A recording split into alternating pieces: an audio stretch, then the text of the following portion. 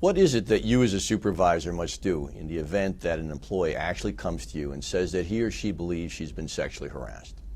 Let me emphasize something. What we have found in litigating these cases is that the plaintiff's lawyers tend to litigate the employer's response to a complaint of harassment as hard as they do the underlying claim of harassment itself. The reason for that is that juries are usually outraged and often inclined to make a larger award if they can be persuaded that this is a workplace where the employer simply was indifferent to claims of sexual harassment. That for whatever reason it was more important to this employer to protect the alleged harasser than it was to make sure that its anti-harassment policies were actually enforced. You, as a supervisor, are usually the first line of defense. So what should you do if a complaint is brought to you? First, what's a complaint?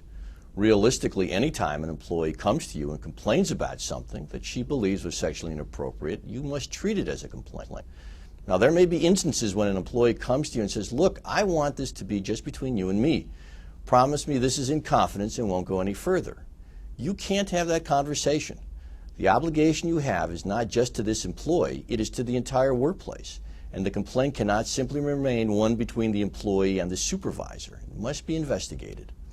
The law is very clear on this issue, and I can tell you from hard experience that a conversation like this plays very, very poorly in litigation from the employer's perspective.